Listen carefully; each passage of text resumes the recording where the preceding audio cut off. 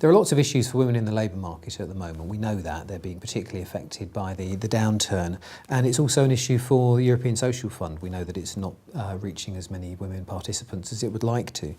NICE did a report for the Skills Funding Agency recently on how to improve its access to women, improve its delivery of services to them. Can you say a bit more about what the report found and the sorts of things you'd like to see happening as a result of that? Well, there are lots of things in that report, of course, and I mean, there's a couple of things I'd just point to. I mean, number one is we know that apprenticeships is one of the big programmes of this government. They've invested heavily in apprenticeships across the piece for people of all ages, from 16 upwards, and we've even got 45, 55-year-old apprentices, which I think is a great thing. Investing in people to be able to do their jobs better is a really, really important part. But we also know that apprentices are probably the most unequal part of the learning system. Very, very gender biased. So, you know, I think the figure is something like 98% of construction apprentices are male, and something like 80% in care are female. So there's a very big sort of gender bias. And I think there is work that can be done over the next couple of years to target those professions and those disciplines and subjects where there is massive underrepresentation and where there are lots of jobs potentially in the future to help women in.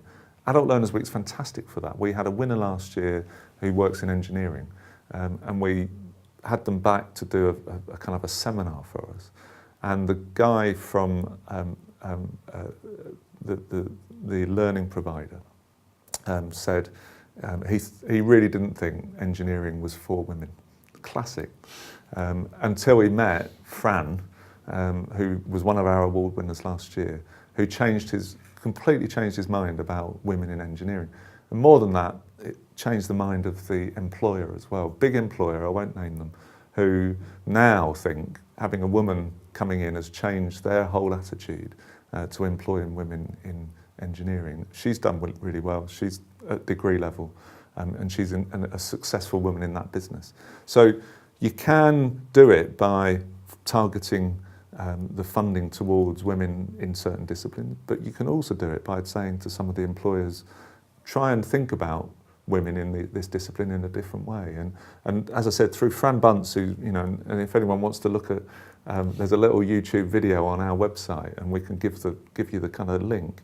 Her story is fantastic. You know, a young woman with a child went in and through doggedness and determination, and finally the support from the learning provider and the employer is doing really well and changing not just her own life, but she's changing people's attitudes.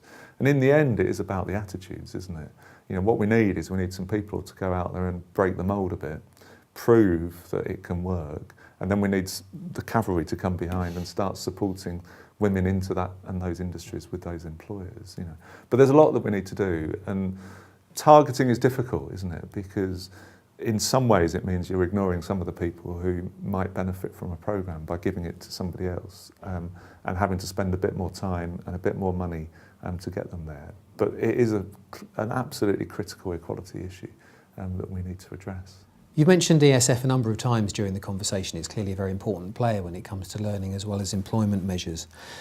With the discussion about the new programme after 2014 beginning now, consultations starting up, from your point of view, how would you like to see the fund evolving over the next few years? You have to look at who's not participating and use ESF to try and get some of those inequalities redressed. So that you can do nationally, and you can see the patterns, you know, and we've talked about women. I think there are certain ethnic minority groups, of people with learning difficulties and disabilities, you know, cut across the whole country.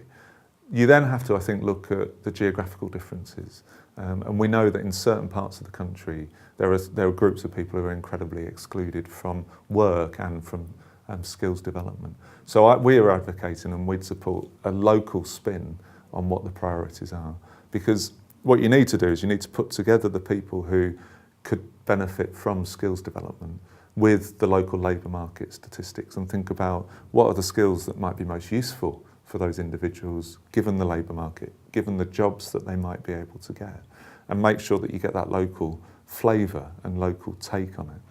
And then the other thing that you have to try and do is to get that perfect balance between a national consistent programme that really has a big impact with the local sensitivity, and the ability for smaller organisations to play a part, because if all of the money is gobbled up by big organisations, you don't really get out to some of those most excluded groups. So allowing some of the specialist voluntary sector to be able to get the funding, sometimes smaller amounts of funding, to be able to get out and reach out and engage, I think is really, really critical.